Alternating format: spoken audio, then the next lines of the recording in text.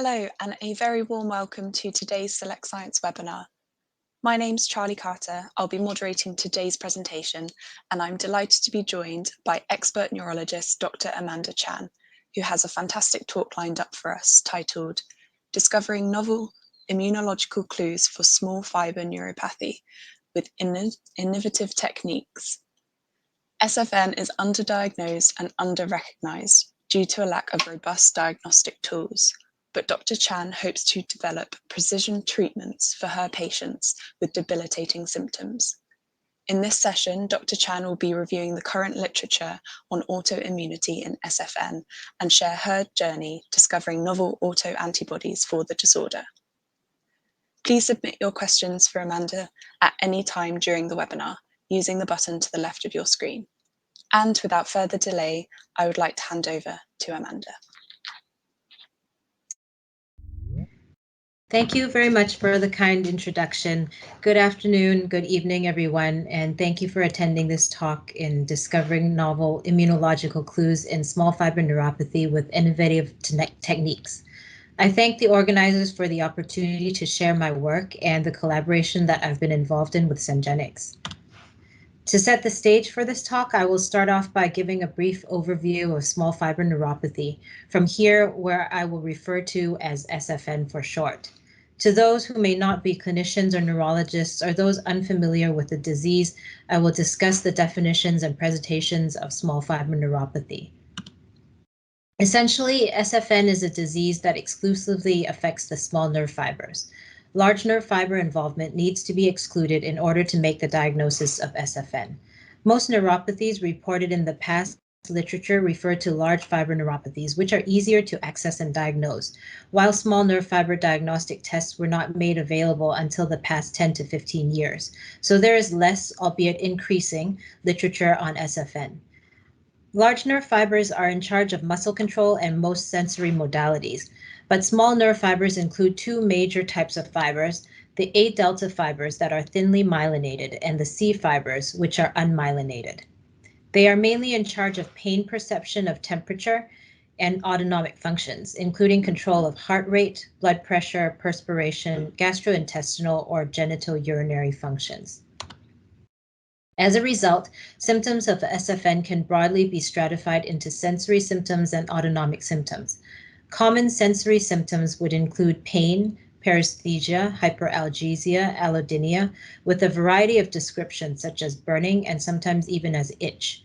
Common autonomic symptoms include orthostatic dizziness, hypotension, and bowel symptoms like constipation and diarrhea, but some rarer presentations would be hyper or hypohidrosis, blurring of vision due to difficulty in accommodation, and skin changes like flushing.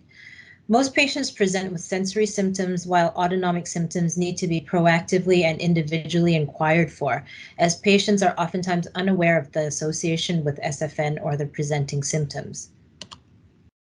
Most patients present topographically with symptoms in a length-dependent manner, which would be from a distal to proximal distribution. However, in approximately 30 to 40% of patients, non-length dependent small fiber neuropathy can occur and is oftentimes mistaken as psychogenic, as patients present with patchy sensory symptoms. Prior studies have shown that over 2/3 of non-length dependent SFN occurs in women, whereas in length dependent SFN, it makes up about half. Non-length dependent SFN patients are younger and are more associated with immune-mediated conditions such as lupus, rheumatoid arthritis, Sjogren's syndrome, etc., while diabetes mellitus and impaired glucose tolerance are more common in length-dependent small fiber neuropathy. Prognosis towards immune therapies is usually worse in non-length dependent small fiber neuropathy compared to the length dependent form. This is our own cohort of patients that we published recently in the Annals of Neurology. These were patients who were referred to our neurology clinic for initially idiopathic small fiber neuropathy. We worked them up extensively, and this finally yielded 58.6% idiopathic SFN in our cohort. Most patients presented with positive symptoms in 51.7%, with length-dependent topographical symptoms in the same proportion. Autonomic symptoms were common in 56%, and 1/3 of them had positive autoimmunity, which was defined by an ANA of less than or greater than 1 to 80 dilution, abnormal ANCA or anti-ENA, or high ESR levels. But please bear in mind that these findings are not representative of all causes of SFN, for which the majority would be mainly diabetes and metabolic causes, and we were trying to exclude these patients in our cohort. So how common is SFN? The incidence and prevalence of SFN is difficult to ascertain, especially as the diagnostic tools required are only available in limited centers worldwide. However, with increasing awareness of the disease and improving diagnostic tools, incidence and prevalences are increasing. So far, only 2 studies to date have attempted to evaluate the epidemiology of SFN. The earliest study was published in 2013 by Peters from the Netherlands, who calculated the minimum incidence as 11.73 per 100,000 inhabitants per year, while a recent study from Switzerland published in September of this year was calculated as 4.4 cases per 100,000 per year. Both centers were tertiary referral centers for SFN and had well-established diagnostics in place. The prevalence is seen to be higher in 2021 compared to 2013, where the estimated minimum prevalence was 131.5 per 100,000 and 52.95 per 100,000 respectively. It is worth noting that these are all calculated minimum numbers. The exact incidence and prevalence of the disease is still unknown and probably underestimated.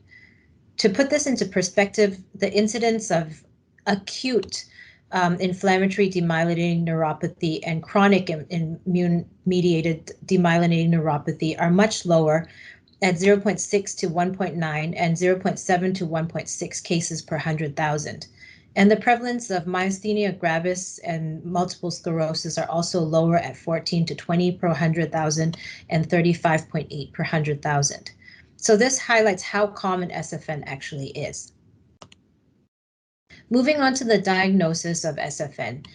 Skin biopsy is still the gold standard for the diagnosis of SFN, with international normative values available since 2010. At NUH, we perform 3 millimeter punch biopsies at 2 sites, the distal leg and the proximal thigh, stain it with PGP 9.5, which is protein gene product, and bright field microscopy is performed on 50 micrometer sections.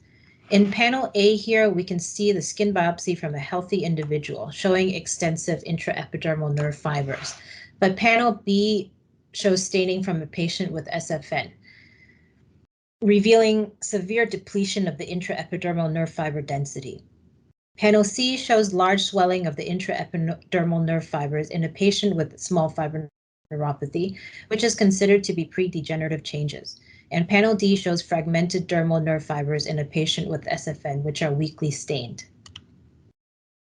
The intraepidermal nerve fiber density is counted and then compared with the normative values for age and gender. Less than the 5th percentile is considered to be abnormal. Sensitivity varies at 81 to 88%. Quantitative sensory testing is performed by applying a thermode on the patient's skin to heat or cool the skin. This is another diagnostic test for small fiber neuropathy.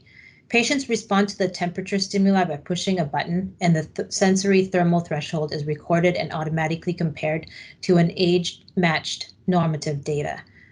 When thermal testing shows a deviation from the normal range, this may suggest the presence of peripheral nerve disease or damage due to injury, illness, or toxic exposure. Thermal testing of the sensory nerve system measures the threshold for 4 sensory submodalities. Warm sensation, which is C fiber mediated. Cold sensation, which is A delta fiber mediated. Heat-induced pain, mostly C fiber mediated with some involvement of the A delta fibers. And cold-induced pain, which involves a combination of both C and A delta fibers mediated sensation. Sensitivity of this test varies and has been found to be 93% for SFN in normal nerve conduction and heat pain positive in at least one limb. Cold stimuli sensitivity has been found to be significantly lower, and specificity of quantitative sensory testing is low due to various factors that can affect the results. Other small fiber function tests we have available just at NUH but are not exhaustive include the quantitative Sudomotor axonal reflex testing, sympathetic skin response, stimulated skin wrinkling, and the tilt table testing with Valsalva maneuver and heart rate variability. The sensitivity and specificity of these tests are also very variable and test different modalities of small fiber dysfunction, which may or may not occur altogether. Therefore, the key point to remember is that these tests should never be used alone as a diagnostic test, but rather they should be interpreted in conjunction with other clinical and investigation findings. This is a picture of our quantitative Sudomotor axonal reflex testing, which measures the postganglionic adrenergic function. This is the overview of the quantitative sensory reflex testing procedure. A multi-compartmental sweat capsule has an outer ring for iontophoretic stimulation and an inner compartment for measuring humidity. The stimulation and recording sites are separated by a small compartment to prevent direct stimulation of sweat glands and leakage of the iontophoresis fluid. Dry nitrogen gas is released at a steady rate of flow controlled through a flow meter. The gas flows through a temperature-controlled heat exchanger and into the sweat capsule. Upon exiting the capsule, the gas flows back through the heat exchanger into a hygrometer, where changes in humidity are recorded on a computer. The sympathetic skin response is a simple test that can be performed to assess the sympathetic cholinergic pathway. Potentials are generated by sweat glands that can be recorded in response to the stimuli. This response is symmetric in homologous body regions, and potentials in the hands have larger amplitudes and shorter latencies than in the feet. Generally, absent responses are considered to be abnormal. The values for the SSR are age-dependent, and although there are mean latencies and amplitudes available in the hands and feet, they do not correspond to the degree of disease severity. We can only conclude that an absent SSR may be suggestive of a sympathetic dysfunction. The stimulated skin wrinkling is an investigation that our team developed here at NUH, and the process involves applying water or EMLA cream to the fingertips, then wrapping them with plastic wrap. So stimulated skin wrinkling with EMLA has a higher sensitivity and specificity than water wrinkling. So we usually use EMLA here at NUH.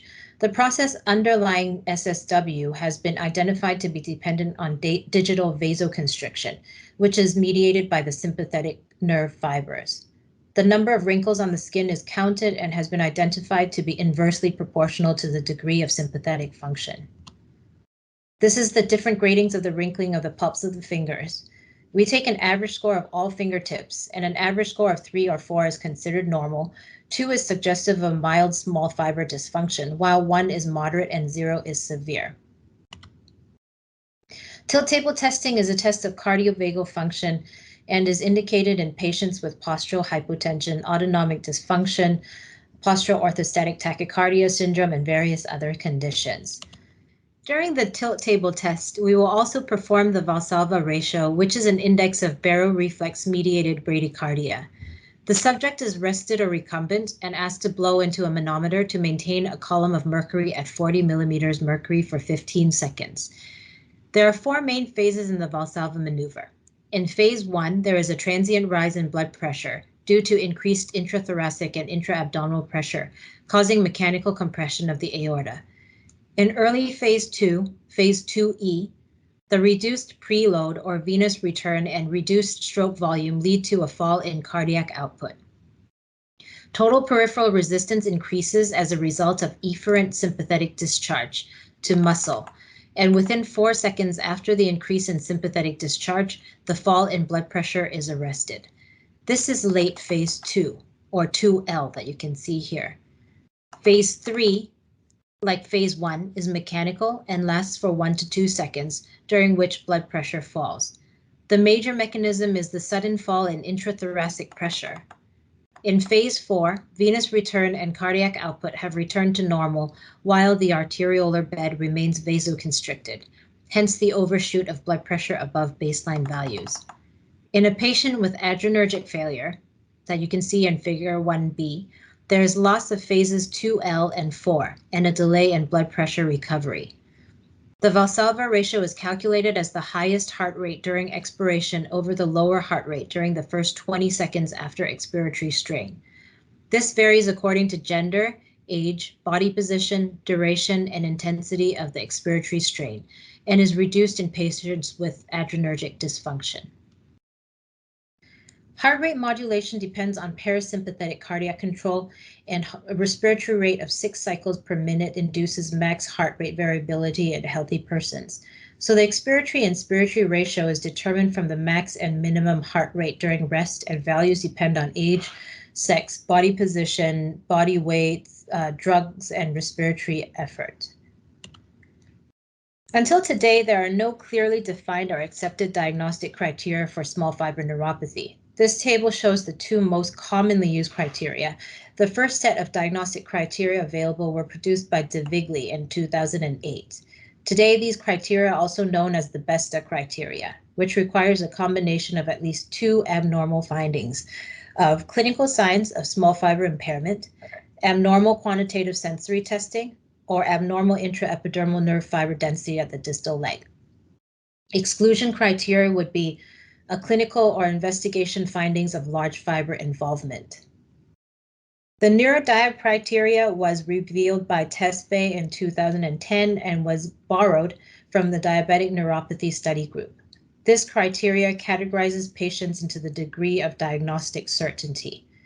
Those with possible small fiber neuropathy are those with length-dependent symptoms with or without signs.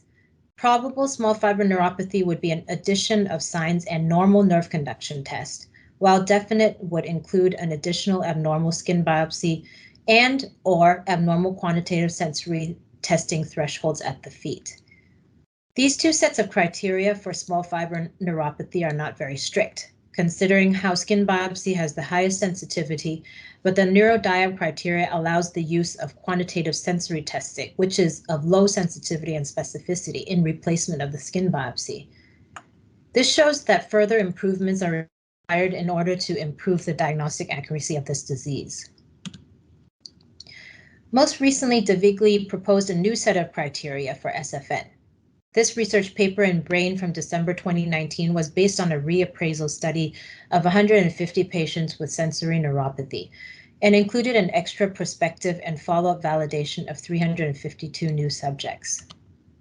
A complex analysis was performed that evaluated patients with different diagnostic categories of small fiber neuropathy, with different permutations of signs, symptoms, functional tests, and histological tests.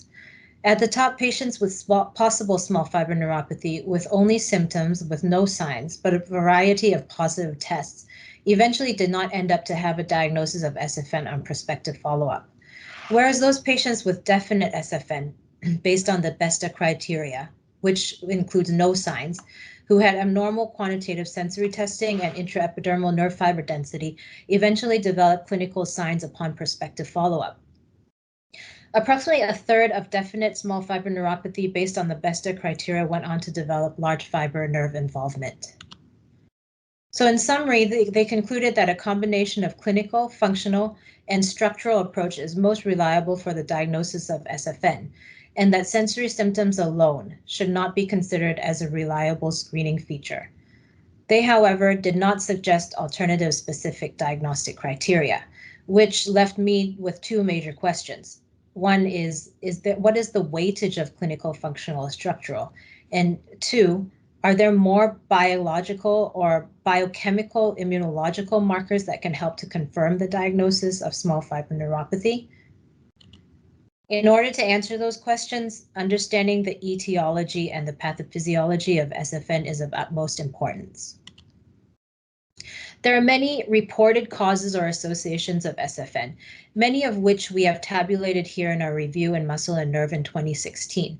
The commonest causes would be metabolic, mainly diabetes and vitamin B12 deficiency, while infectious, autoimmune, toxins, genetic diseases, and even most recently, COVID vaccination have been reported.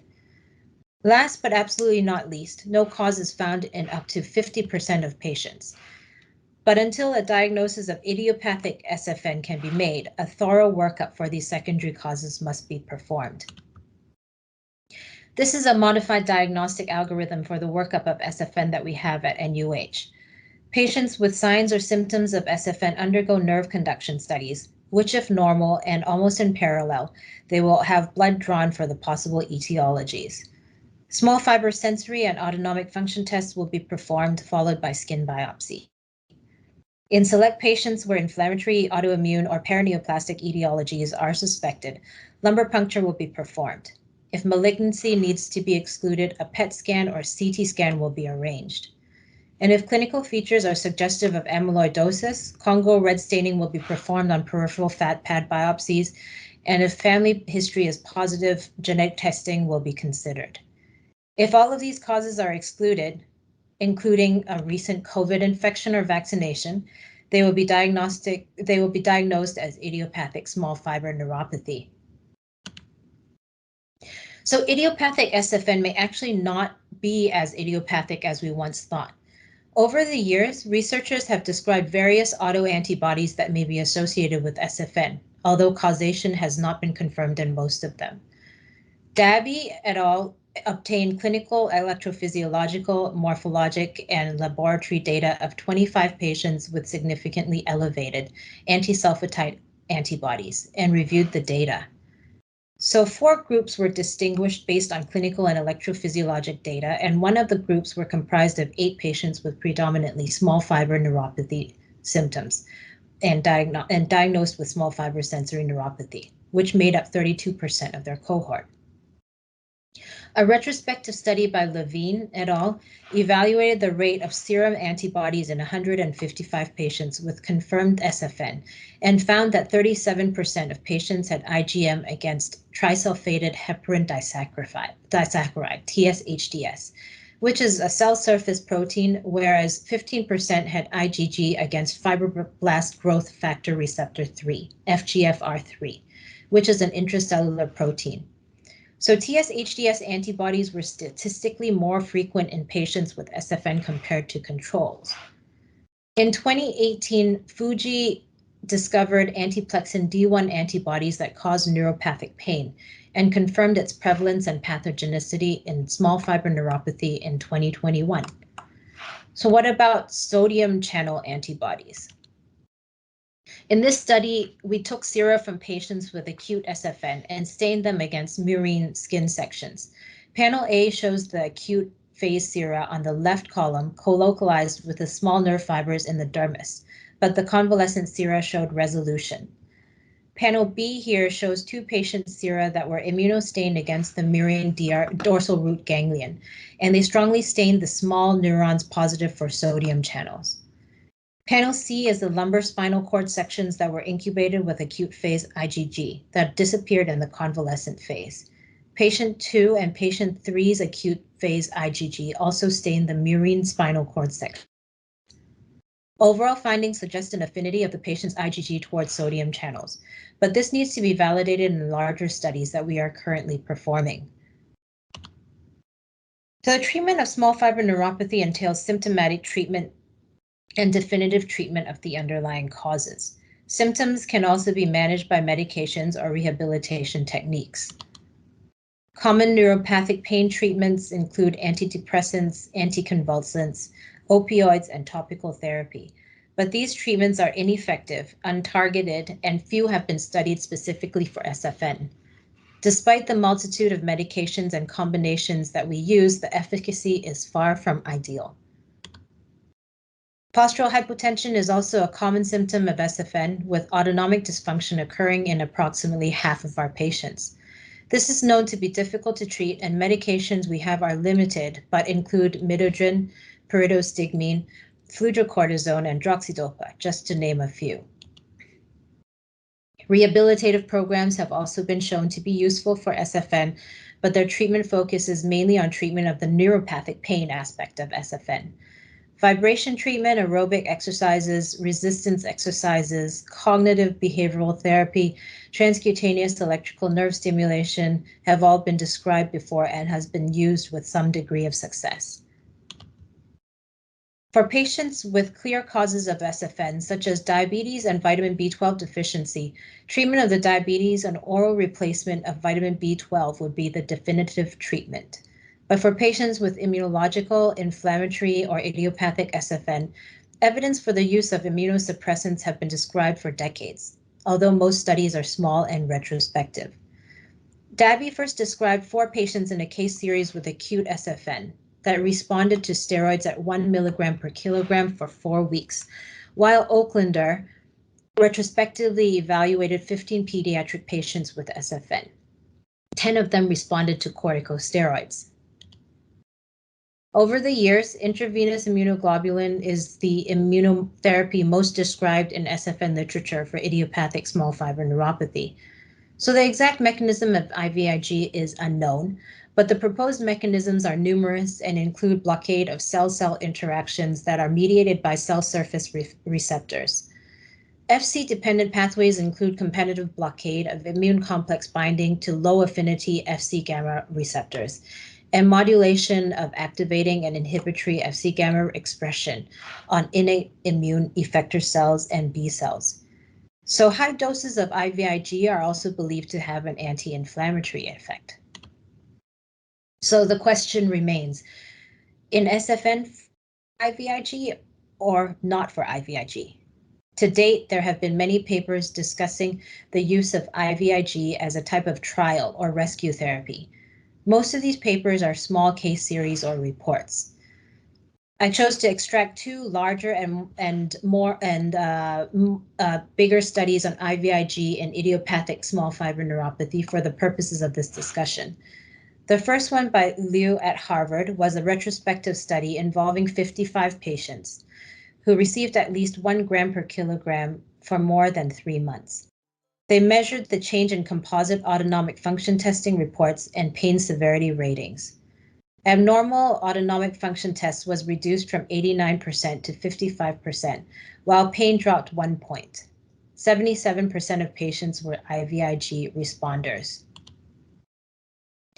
In contrast, a more recent trial by Geertz at Maastricht, published in Neurology in March 2021, was the only double-blind RCT involving 60 patients with idiopathic small fiber neuropathy.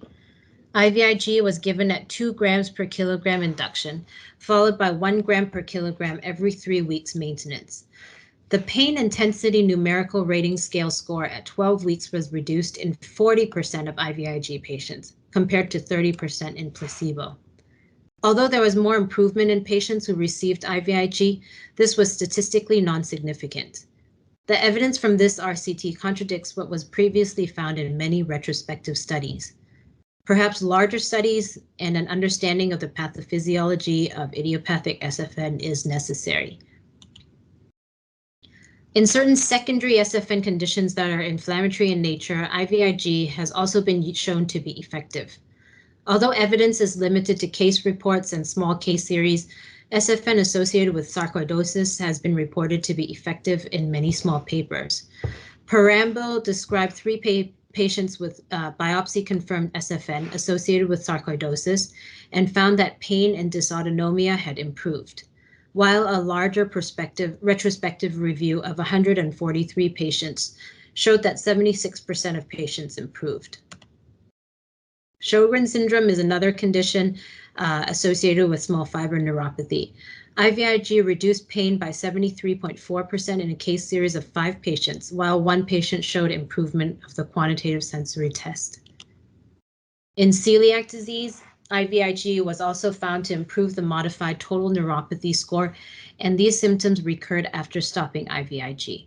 However, it is worth noting the strong evidence is lacking in all of these secondary SFN conditions. Perhaps all these questions should lead us to further research in SFN. And here I'd like to talk about the SFN research and innovative techniques that we've had while working with Syngenix. Recently, we published this manuscript in the Annals of Neurology, where we collaborated with Syngenix to test for autoantibodies in patients with small fiber neuropathy. We had 2 cohorts, a main cohort here in black and a validation cohort here in blue. We reviewed 59 small fiber neuropathy patients in the main cohort and 36 patients in the validation cohort. All patients were subjected to nerve conduction testing to exclude a large nerve fiber involvement.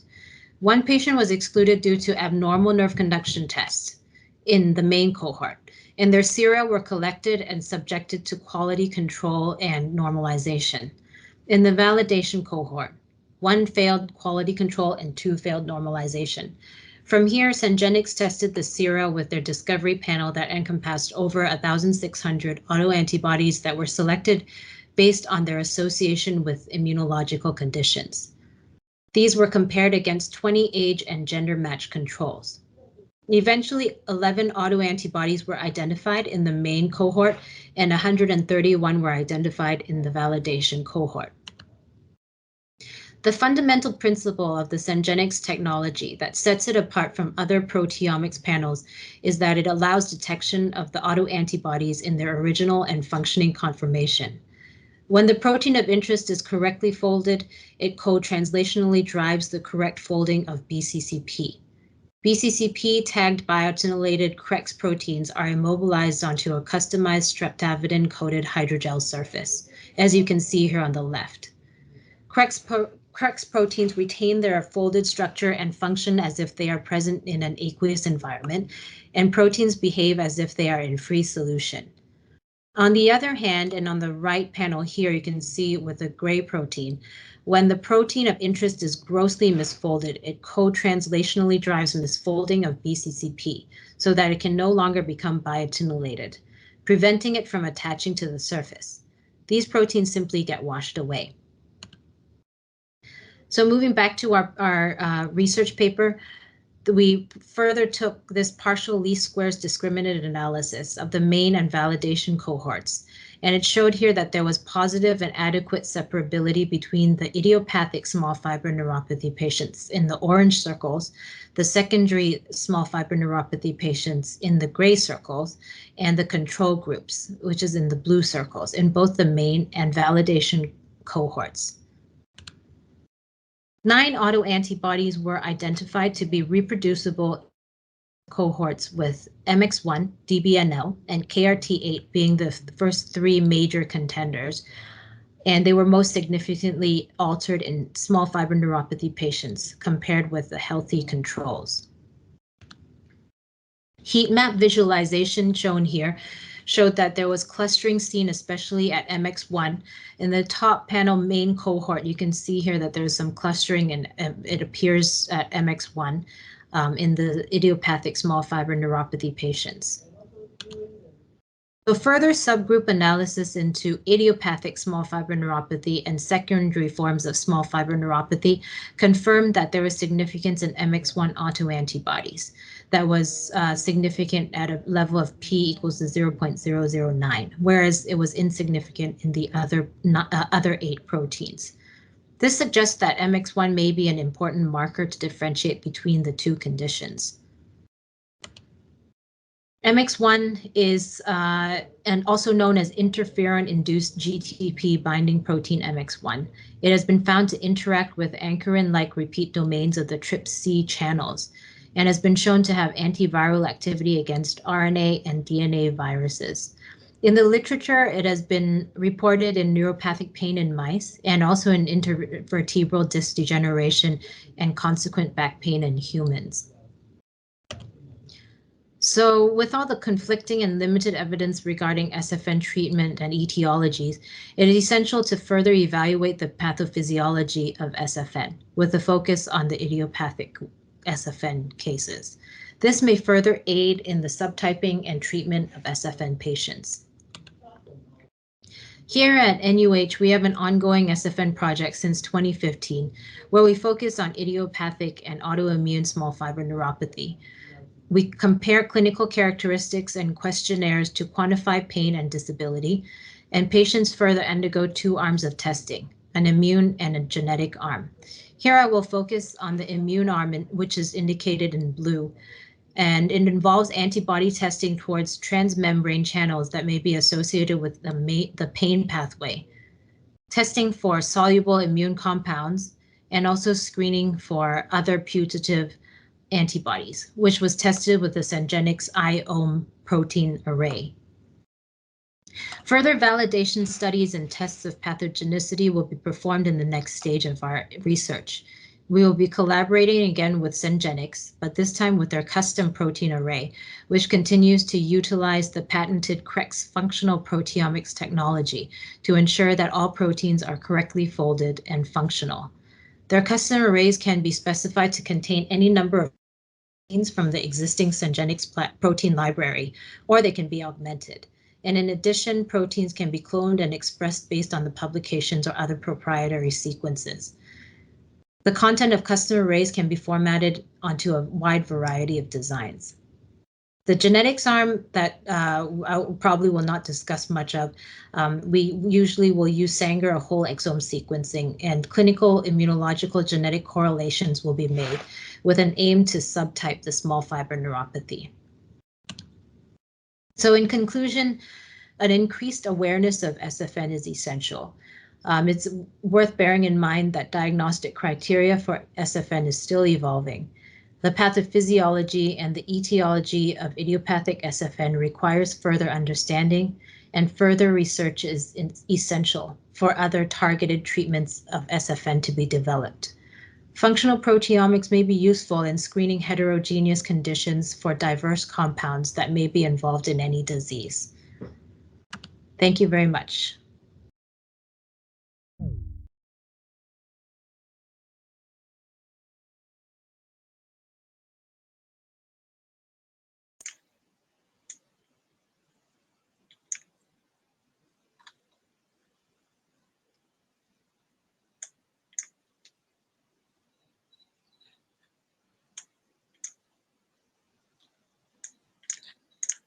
Excellent. Thank you for that brilliant presentation, Amanda. We've got a couple of great questions that have come in for our Q&A. So to start us off, someone has said that studies have shown that IgG versus fibroblast growth factor receptor 3 and IgM versus trisulfated heparin disaccharide are detected in up to 20% of patients with idiopathic SFN. So their question is, would the future plan of this study expand into discovering other autoantibody biomarkers derived from other immunoglobulin isotypes and subtypes? Yes, thank you for the question. That is a very important question, and that is also a very important plan that we have moving forward, because basically the proteomic studies screens for these autoantibodies, but we don't know what subgroup those antibodies belong to. So there are future plans of doing ELISA or other cell-based assays in order to find out what antibody subgroup that these autoantibodies belong to. I think it's very important question in order to help us to find out what the pathophysiology of idiopathic SFN actually is. So the answer to that would be yes, definitely. It's in progress at the moment. Wonderful. Thank you for sharing that. Our next question is, what would be the role of MX1 autoantibodies in ISFN patients? If its presence suggests dysfunctional immunity, anti-MX1 may be a potential biomarker to guide treatments such as immune system modulating therapies.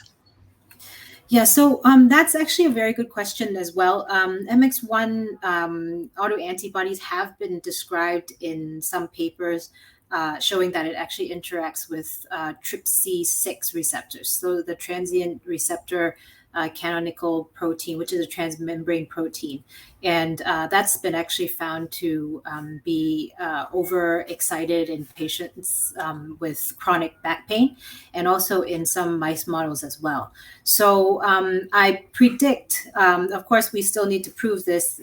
What I predict is that perhaps patients with idiopathic small fiber neuropathy, they could have some antibodies attacking MX1, which further alters the TRPC6 activity, possibly causing hyperexcitability and hence pain. So we are also working on this further to delineate, the mechanism behind this with in vitro models and also electrophysiological tests. Brilliant, thank you. One more question here states that the heat maps on slide 49 suggested the existence of 2 or more subgroups of ISFN patients. So since some of these patients responded favorably to certain treatments, do you see any correlation between positive or negative responders and their autoantibody profiles? Well, when we did our own subgroup analysis on these patients, we did find that some of the significant proteins in the paper in Annals of Neurology, some positive association was seen in certain autoantibodies. Some of those, those 9 autoantibodies in the paper.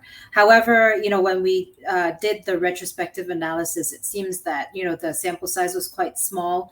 Not every patient actually received immunotherapy, so we can't exactly say that we can't, jump to this conclusion just based on the small sample size.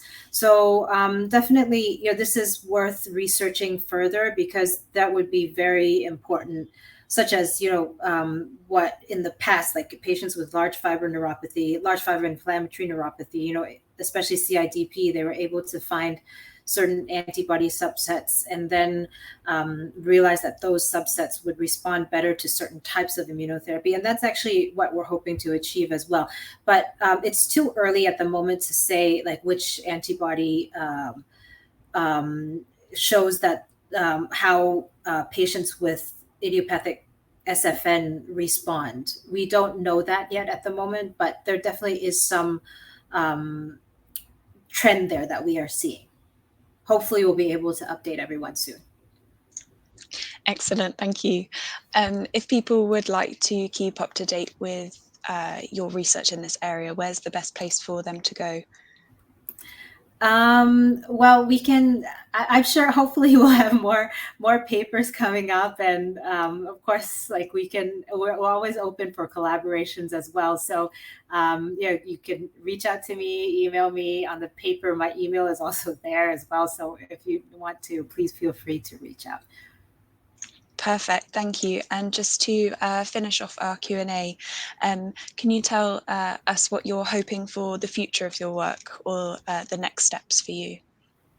I'm hoping that we can develop a panel that will hopefully help us in the diagnosis of SFN, help us in the treatment of SFN, to develop or even just choose more precision treatments for our patients, because like my patients really do count on me to give them an answer, because many of their symptoms are really quite debilitating. So I have to say that I'm doing all of this really mainly for my patients, and I hope it really I can offer them some kind of solution for their problems.